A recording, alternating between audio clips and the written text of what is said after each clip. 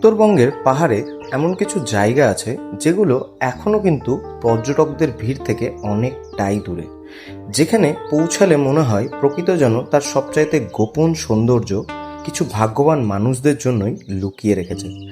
আজ আমরা পৌঁছে গেছি কালিম্পং জেলার একটা ছোট্ট কিন্তু অসাধারণ গ্রাম ইয়ালবংয়ে। আমি হলাম Vishal and this is my beautiful wife Chaiti, আর আপনারা দেখছেন ভ্রমণ রূপকথা। আজকের এই ভিডিওতে আপনাদের জানাবো এই ইয়ালবং ট্রিপে কিভাবে আসবেন, কোথায় থাকবেন, কত টাকা খরচা পড়বে। সো এই ভিডিওটি শেষ পর্যন্ত দেখুন।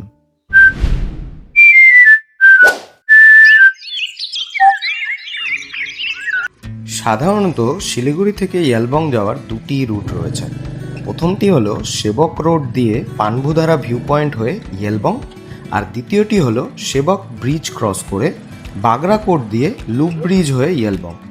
আমরা দ্বিতীয় রুটটি চুজ করেছিলাম কারণ একেই এই রুটটি দিয়ে ইয়ালবং যেতে কম সময় লাগে, এছাড়াও এই রুটটিতে বাইক নিয়ে যাওয়ার সময় খুব সুন্দর সুন্দর ভিউ পাওয়া যায়।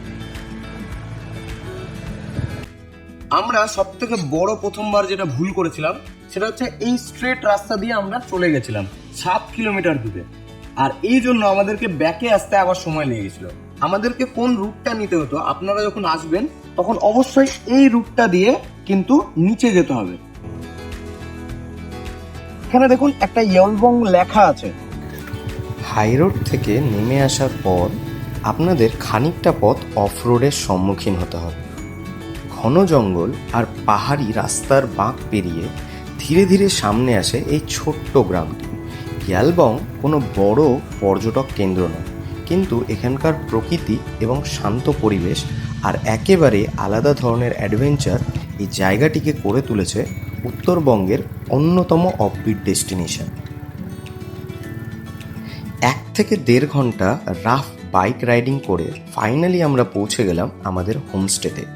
রাস্তায় প্রবল বৃষ্টির সম্মুখীন হতে হয়েছে, সো আপনারা যখন আসবেন rain cover, raincoat must carry করবেন। তো আমরা জাস্ট এখন এই মুহূর্তে হোমস্টেটাতে চেক ইন করেছি, অ্যান্ড তোমাদেরকে দেখাই আমাদের এই রুমের একটা ছোট্ট ট্যুর, যে আমাদের রুমটা কেমন। রুমে ঢুকতেই প্রথমে নজরে পড়ে সুন্দর কাঠের ইন্টিরিয়ার, যেটা পুরো পরিবেশটাকেই একদম উষ্ণ আর নেচার ফ্রেন্ডলি করে তোলে। সাথে অ্যাটাচ ওয়েস্টার্ন বাথরুমটাও ছিল খুব পরিষ্কার আর ভালোভাবে মেনটেন করা, তাই পুরো থাকার অভিজ্ঞতাটাই হয়েছে একদমই কমফোর্টেবল অ্যান্ড রিল্যাক্সিং। সেই জন্যই বেশি দেরি না করে ফ্রেশ হয়ে শীঘ্রই ডিনারটি সেরে ফেললাম। দিন শেষে ডিনারে যদি বাঙালি খাবার পাওয়া যায় তাহলে রাতের ঘুমটি কিন্তু বেশ ভালোই জমে।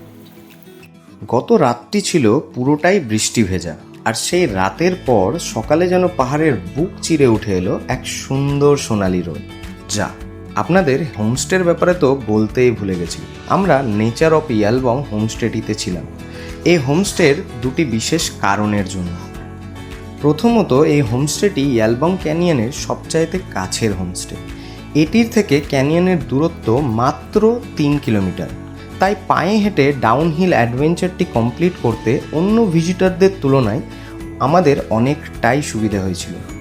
আর দ্বিতীয় কারণটি হলো হোমস্টেটির লোকেশন। চারিদিকে সবুজ পাহাড়ে ঘেরা সুন্দর পরিবেশ, সাথে হোমস্টেটির প্রত্যেকটি সদস্যের আন্তরিক আর বন্ধুত্বপূর্ণ আচরণ, সব মিলিয়ে এখানে থাকার অভিজ্ঞতাটা হয়ে উঠেছিল একদম নিজের বাড়ির মতো। এখানে থাকার খরচটাও বেশ রিজনেবল। থাকা ও খাওয়া নিয়ে পার হেড 1500 টাকা, ইনক্লুডিং লাঞ্চ, ডিনার, স্ন্যাক্স এবং পরের দিনের ব্রেকফাস্ট। আর যারা একটু অন্যরকম এক্সপিরিয়েন্স খুঁজছেন তাদের জন্য এখানে ক্যাম্প স্টে করারও সুন্দর ব্যবস্থা আছে। আমরা রাত্রে অনেক মজা করেছি, খাবার দাবার খেয়েছি খুব সুন্দর। এক্সপেক্ট করিনি যে এরকম সকালবেলা এত সানি ডে আমরা পাবো, সূর্য উঠবে, কারণ কি রাত্রে প্রবল বৃষ্টি পড়েছিল। আর খুব খুশি যে আমরা ক্যানিয়নে যেতে পারছি। हेलमेट भी लीजिए, ये पहनना पड़ेगा यहाँ से। अच्छा, हाँ तो शुरू करिए। हेलो एवरीवन, मेरा नाम जानस सार्की, मैं आप लोग का आज का गाइड। ক্যানিয়ন অ্যাডভেঞ্চারে যাওয়ার সময় কিছু গুরুত্বপূর্ণ নিয়ম অবশ্যই মেনে চলতে হয়। এখানে ড্রিঙ্কিং এবং স্মোকিং সম্পূর্ণভাবে নিষিদ্ধ, এমনকি নিরাপত্তার কারণে সাথে ম্যাচেসও নিয়ে যাওয়া যায় না। Thank you. জাস্ট এখনই বেরোলাম হোমস্টে থেকে, অ্যান্ড আমরা যাচ্ছি এখন এই রাস্তার দিকে। আপনাদেরকে রাস্তাটা দেখাবো, জাস্ট অসাধারণ। আমাদের সাথে গাইড দাদা আছে, যিনি আমাদেরকে নিয়ে যাচ্ছেন কোথায় দিয়ে যেতে হবে সেই জায়গাটা। ইয়ালবং মূলত পরিচিত একটা বিশেষ অ্যাডভেঞ্চারের জন্য, রিভার ক্যানিয়ন। ওয়েস্ট বেঙ্গলের খুব কম জায়গাতেই এই ধরনের অভিজ্ঞতা পাওয়া যায়। এখানে পাহাড়ি নদীর ভিতর দিয়ে পাথরের গিরিখাত পার হয়ে প্রকৃতির মাঝে হাঁটতে হয় প্রায় 2 ঘন্টার একটি ট্র্যাক। তো এই যে আমরা বাস ধরে ধরে এগাচ্ছি, সত্যি খুবই ডেঞ্জারাস একটা ট্র্যাক। এই যে রাস্তা, আর এই বাসটা ধরে ধরে আমরা এগাচ্ছি। ইয়ালবং ভ্রমণের জন্য সবচাইতে ভালো সময় হলো অক্টোবর থেকে এপ্রিল। এই সময় আবহাওয়া পরিষ্কার থাকে এবং ক্যানিয়ন ট্রেকিং নিরাপদ হয়। বর্ষাকালে নদীর স্রোত বেড়ে যাওয়ায় এই অ্যাডভেঞ্চার সাধারণত বন্ধ থাকে। এই পুরো অভিজ্ঞতার কেন্দ্রবিন্দু হলো রুমতি নদী। পাহাড়ের বুক চিরে বয়ে চলা এই নদী শুধু জলধারা নয়, এটিই তৈরি করেছে ইয়ালবংয়ের সেই রহস্যময় ক্যানিয়ন, যেখানে শুরু হয় এক অন্যরকম অ্যাডভেঞ্চার।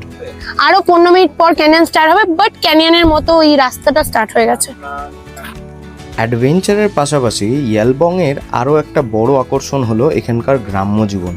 এখানে পর্যটনের সাথে সাথে ইকো ট্যুরিজমের উপরেও বিশেষ গুরুত্ব দেওয়া হয়। এত ডেঞ্জারাস ট্র্যাকের পর আমরা ফাইনালি দেখো কোথায় চলে এসেছি, ইয়ালবং ক্যানিয়ন। ক্যানিয়নে ঢুকতেই চারিপাশের পরিবেশ একেবারে বদলে যায়।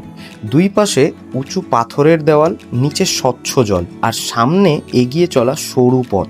তো ফাইনালি গাইজ আমরা চলে এসেছি এই ইয়ালবং ক্যানিয়নে। এখন ক্যানিয়নের ভিতরে যাব। কখনো পাথরের উপর দিয়ে লাফিয়ে যেতে হয়, কখনো হাঁটু পর্যন্ত জলের মধ্যে দিয়ে হাঁটতে হয়। প্রত্যেকটি পদক্ষেপ যেন একটা নতুন আবিষ্কারের মতো। ক্যানিয়নের ভিতরে এমন কিছু জায়গা আছে যেখানে জলের গভীরতা একটু বেশি। সেই সময় গাইডের দেওয়া রেস্কিউ রোপ ধরেই ধীরে ধীরে এগিয়ে যেতে হয়। প্রথমে একটু রোমাঞ্চ আর হালকা নার্ভাস লাগলেও রোপ ধরে এগানোর সেই মুহূর্তটাই পুরো অ্যাডভেঞ্চারটা সবচাইতে এক্সাইটিং অংশগুলির মধ্যে একটা হয়ে ওঠে। পানি খালিয়া এই যে এটা এই ইয়ালবং ক্যানিয়নের একদম এন্ডিং পয়েন্ট। মানে এখানে 22 ফুটের একটা গর্ত রয়েছে, যেখান পর্যন্ত লাস্ট এন্ড পয়েন্ট। এখান থেকে আর যাওয়ার কোনো পারমিশন দেয় না। আমাদের জার্নিটা এতদূর পর্যন্ত ছিল, খুব সুন্দর লেগেছে জার্নিটা। ইয়ালবং হয়তো বড় কোনো পর্যটন শহর নয়, কিন্তু যারা প্রকৃতির নির্জন সৌন্দর্য আর একটু ভিন্ন ধরনের অ্যাডভেঞ্চার খুঁজছেন, তাদের জন্য এই ছোট্ট গ্রামটা একটি অসাধারণ অভিজ্ঞতা হতে পারে। যদি এই গল্পের কিছু মুহূর্ত আপনাদের মনে একটু হলেও ছুঁয়ে যায়, তাহলে এই ভিডিওটিকে লাইক করে কমেন্টে আপনাদের মতামতটি অবশ্যই শেয়ার করবেন।